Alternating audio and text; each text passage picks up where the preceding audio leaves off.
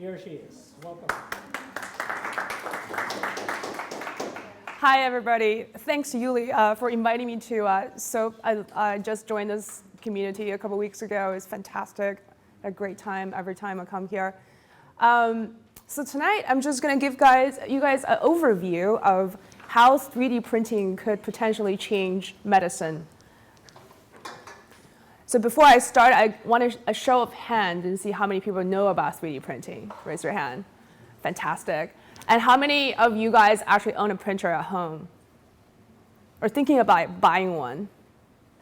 Okay, that's a very respectful number. So it sounds like the concept is not foreign. Basically, 3D printing is also known as additive manufacture. And the reason it's called additive is because in contrast to traditional manufacture process, which is usually injection mold or carving things out to make a structure, in this case, we put down thin layer of material, layer by layer, to construct a three-dimensional object. So the object that you can see on the photograph here, the complex structure, it will take forever or even impossible to make using the traditional manufacture process. But using 3D printing, this is very easily done. So that's 3D printing. Now, I want to share a story of a patient in 2030. So story of Holly. So Holly is a 60-year-old female, probably from a lower socioeconomic status, and so she has problems. So when I saw her in 2030, she came in with a dog bite, and that's all she wanted to be taken care of.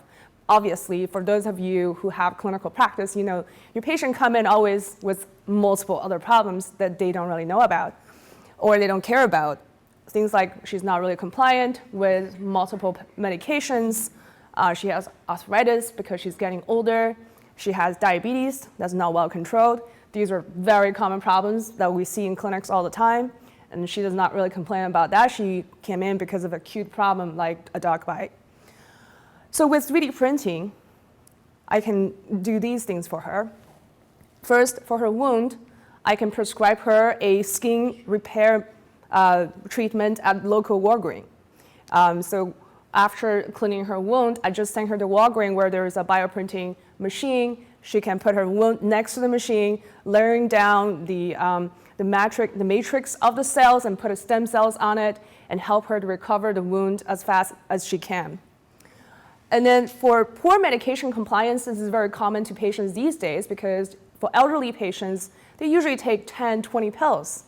And that's a lot of medications to manage, and it's a common problem. With the availability of 3D printed pills, we can actually create personalized medications, maybe combine them into 1 or 2 pills, specifically for the patient's age, gender, and their problems. So increase compliance. And then she has arthritis, so we have 3D printed implants. Now, in addition to replace the traditional implants, the implants can also incorporate other technologies like a sensor, so that if the implant is about to fail or is not inserted properly, we would know that data. And finally, for uncontrolled chronic disease like diabetes, especially for things that are relevant to organ, we will have replacement tissue by bioprinting, like a piece of pancreatic tissue, for example, to be implanted anywhere in the patient to have a functional pancreas. So that sounds like all goody and sci-fi, and you guys are like, well, okay. It's not all sci-fi. Everything are being worked on right now. We have all these companies working on different treatments I just described. For example, for skin repair, Organovo and L'Oreal have partnered up quite a few years ago. They want to focus on how to generate human tissue-like skin. Skin is easy and is also the first target of bioprinting because it doesn't require as much vascularity like an organ, for example. So this is a first line of bioprinting. In addition to tissue repair, having human-like tissue also allows for pharmaceutical research. In fact, that's one of the biggest markets for bioprinting. The first line of product is for pharma research. And for joint replacement, last year, Stryker just spent $400 million buying a 3D printing farm because they want to produce their own 3D printed implants. So their ambition is very obvious. In addition, larger companies like Intel, which is in close association with all of the sensor and data management, they partner up with this small startup called Unique. Unique is a prosthetic company, so they partner together to create wearable devices like scoliosis treatment with embedded sensors. 3D printed medication is already a reality. In 2015, the first 3D printed seizure medication is now FDA approved. And that is a landmark for future 3D printed medications. And Multiply Labs is actually a Y Combinator company focused on 3D printed vitamin pills. They're going into vitamin because it's less regulation, but it's a first step towards more complex and relevant 3D printed medication. And finally, 3D printed pancreas, and then we can replace pancreas with every other organ here, is also being researched and actively developed. And so for pancreas, specifically, University of Iowa and Penn State is in the front line. So what are some technical advantage of 3D printing in healthcare? So here are some outline. Mass customization, digital design, fabrication of the human body, remote care like telesurgery or telemedicine, accelerating medical training, and collaboration with other emerging technologies. So mass customization has been with us for many years, maybe decades even. The first example is Invisalign. How many people have had braces before? So this is actually 3D printed. Invisalign has been established for more than 20 years, or about 20 years, and is completely 3D printed product. And this one is hearing aid. Here you see a tray of 3D printed hearing aids. So hearing aid industry really benefited from 3D printing. The entire industry has transformed itself from traditional manufacture to 3D printing in mere 500 days. So that's a really dramatic transformation of the entire industry. Both of these industries are multi-billion-dollar industry. And this company alone is about $5 to $6 billion. So the next advantage is digital design of human body. So making human body using computer. We started off with exoskeletons, things that doesn't require a whole lot of regulation processing. And this is, you probably saw it already in the media. It's called EnableHand or Robo Hand. Basically, they're open source design of upper limbs for people who are amputees. These generate a lot of PR because they can really help third world country with a lot of amputees. And down the line, here is more design, fashionable prosthetic covers by this company called Unique. And here's more functional with robotic component, prosthetic limb. They're all 3D printed. So the next on the line is tissue fabrication, as already mentioned. The extension of 3D printing is bioprinting. Again, digital manufacture using additive process based on a digital blueprint. So how many of you guys recognize this photo? Just curious how hip we are here. Okay, very good. So this is one of the most popular show right now called The West World, and this is a common clip in the videos throughout the whole series is the manufacture of these robots. The show actually has done a lot of research apparently in 3D printing because the robot, not this human-like robot, but the robotic arm here, this is actually a kind of manifestation of multi-axis robotic 3D printing. So instead of the usual XYZ axis, now you can have 5+ and 6+, or curvature, whatever contour you want to go with, kind of additive process. So Westworld is kind of extreme, extrapolation of what we have today, in terms of 3D printing, but it's really not that far. It really is possible. And the next thing is remote care. Remote care is possible because digital file can be transferred anywhere through the internet.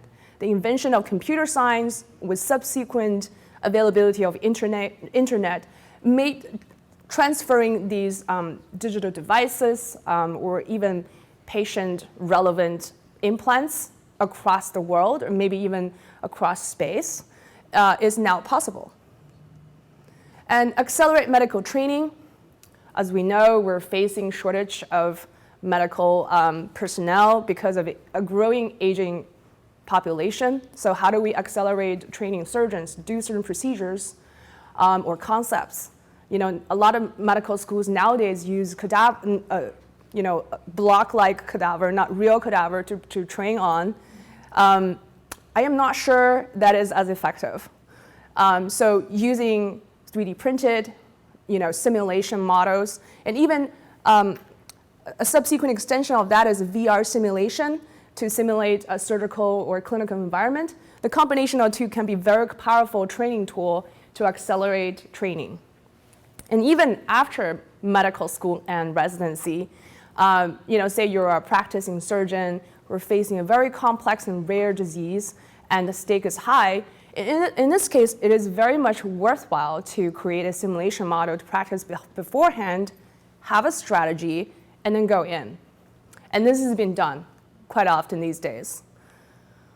So finally, again, another favorite picture of mine from my favorite show is 3D printing can collaborate with many other emerging technologies. At the end of the day, these other emerging technologies like VR, AR, or AI, these popular words, they're actually just really another branch of computer science. They're really just brother and sisters from the same parents. So I think the likelihood of these working together is very high, and they should be, because they're basically our tools for us to improve processes. So some of the limitations, in fact, more than this that I've listed, I'm very optimistic here. There are a lot of problems. But all of these technical problems, like time consumption, lack of money and personnel, lack of knowledge, limited biocompatible material, size limitation of the build plate, they can be all overcome within relatively short period of time under one condition. And that one condition is that you have a reason to do those improvements. And the reason why you have those reasons is you have a really good idea for how to apply the technology. And so that's why I think the most challenging problem right now that we're facing is we have very limited applications, very limited creative use from you guys, people who have problems. So limited creative user case is a challenge right now, is a barrier for acceleration of this technology. So now I want to just go through really quickly some stories about innovators in this space to further explore the challenge I just mentioned. This first picture demonstrates two young people in 1997. This guy, he's a banker, has nothing to do with healthcare, but he was a patient who have to wear braces, metal braces, like the old kind. But he also wore some temporary plastic brace. And then he connected dots between digital workflow and digital manufacture, which is 3D printing. And then he partnered with his business school friend and formed Align Technology, which now makes Invisalign, and which now is also a multi-billion industry. A lot of copycats as well after that. So this gentleman, his name is he's Dr. Chris Hart. He's a dentist himself. But he has sleep apnea. So he suffers sleep apnea. Usually the treatment is CPAP, a mask, or surgery. So he invented this 3D printed mouthpiece where you can use this mouthpiece to help him breathing during sleep. So this is a second example. And this gentleman, his name is Jeff Huber, another Y Combinator. He founded this company called Standard Cyborg, which is a software for creating the socket for prosthetics. Jeff himself was born without a fibula. So he had to experience how to get all these prosthetics all his life, and he feels very passionate about his work. And this last gentleman, he's a fashion designer, but he's extremely unfortunate because in his surrounding, he has 7 family members, suffered breast cancer, including his mother, his grandmother, and his wife. So he's very unfortunate. He has a lot of compassion for people who have to go through breast cancer treatment. And because of his design background and because of his familiarity with 3D printing, he is now designing 3D printed breast prosthetics for these patients. Currently on the market is more of a couple size fits all kind of situation for the prosthetics. And so his goal is to not just fit them, but also the prosthetics is comfortable for the patients who have to go through chemo, radiation, and surgery. So the commonality of these innovations I have just mentioned is, first of all, the regulatory barrier for these products is relatively low. The material they use and the stuff they're trying to create doesn't require a whole lot of approval. The maximum approval is probably the mouthpiece that has to have mucosal contact. But in that case, he used titanium, which is already approved for many uses in human body. So in general, the regulatory barrier isn't high. And the second commonality of these innovations is that the digital workflow is something they're really focused on. So 3D printing, although it's seemingly a very physical process, is just a device that you make out, but actually fundamentally is from the digital world. So how to make this digital workflow streamlined will actually determine the success of a business. And finally, I want to stress this again, is the human factor. The commonality of these people is that they all intimately related to, or they are themselves the patients. So they emotionally are invested in their products and their design, and they really care about the patient experience. And they have a lot of empathy for the suffering for the people. And so that results in sharp focus on the problem that's worth solving. And finally, they also have knowledge and accessibility to 3D printing and design tools. They have knowledge. So I think the most powerful feature of 3D printing is that it really is a new tool that empowers patients and doctors and healthcare providers to innovate. And that is the most powerful feature, beyond all other technical aspects. And that's how I think 3D printing is going to help medicine to make that quantum leap. And so that's it for my talk. And I'm actually organizing a really large conference focusing on the same subject. So if you guys are interested in learning more about it, we have a discount code for all SoPE members. Yeah, so I hope to see you guys in April. And here's our large team of speakers. And a lot of them are pretty well-renowned. Just to point out, we have CEO of Organovo. I'm trying to find where he is. I couldn't find him, but we have CEO of Organovo. We have Aspect Biosystem CEO, who now is just collaborated with J&J to make knee joint. And we have, let's see, lots of UCSF professors and well-renowned biomaterial scientists, lots of robotic exoskeleton experts. Yeah, quite an interesting crowd. So thank you.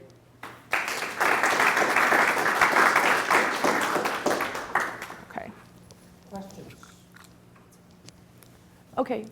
Yeah. As a radiologist, are you seeing any applications in your day-to-day world yet?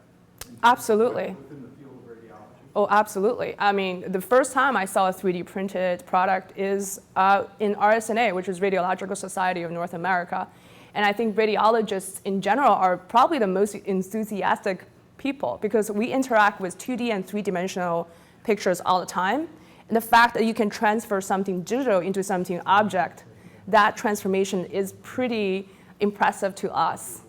The experience of seeing something and you can't touch it to something that you can touch it and rotate it and manipulate it is incredible. Yeah. One of the major, I think, obstacles about 3D printing is speed.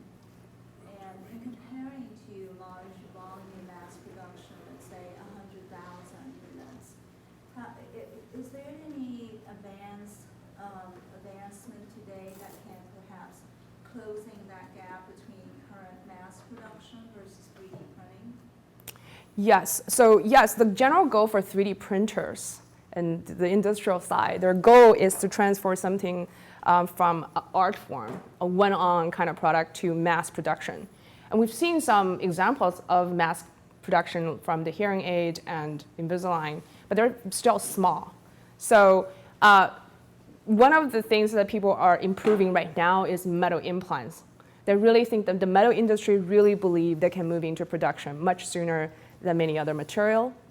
In terms of speed, it depends on what you're printing, right? If you're printing, for example, carbon printer, the newest one that you saw on TED Talk, it's very fast. It's probably one of the fastest printer right now, although I've seen some faster one too nowadays coming out.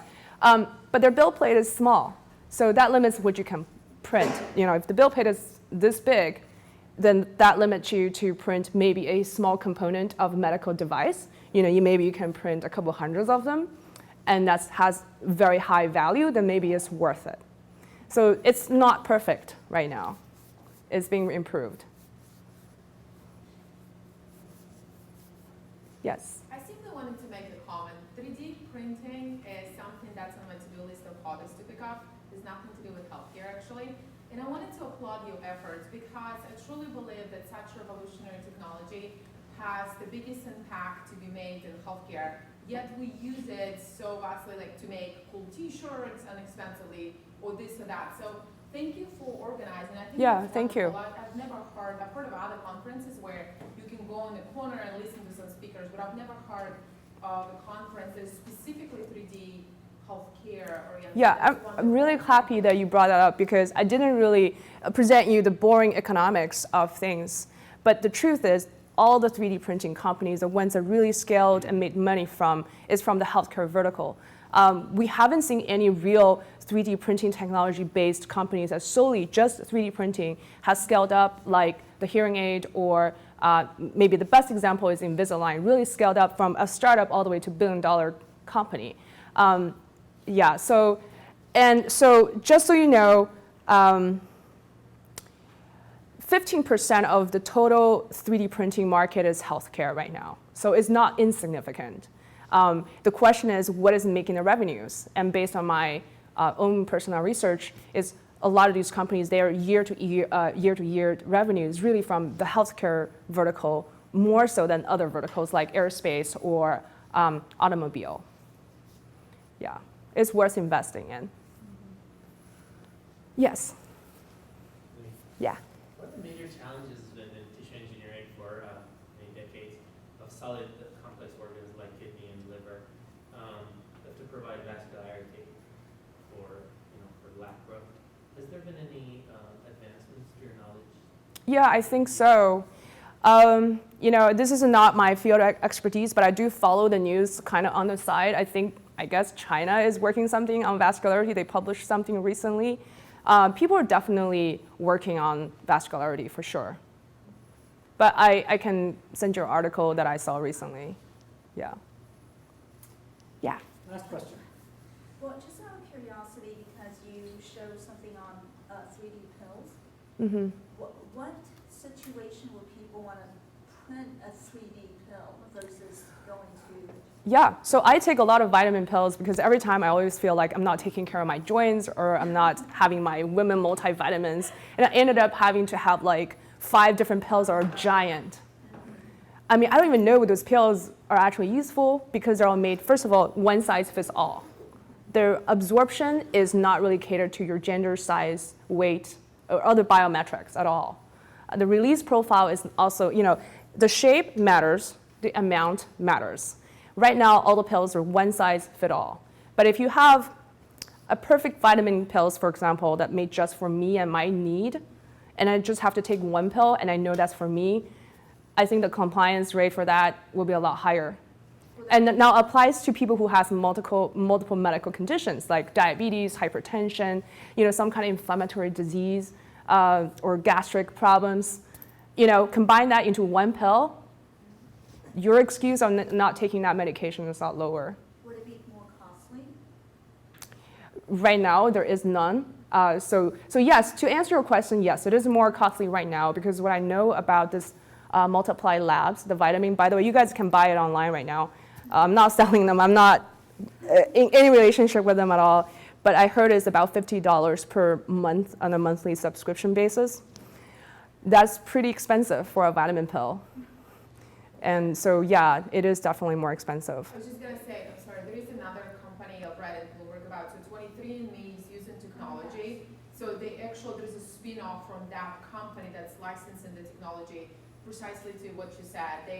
It's specifically based on your genome and your other needs that you have, and they make the pill. I don't know the Yeah. prices, I don't know, but I recently read about it. This is definitely a direction that's going forward. Yeah, it's getting to, yeah. Yeah. Great, thank you. Thank you very much, Thank you. Jenny.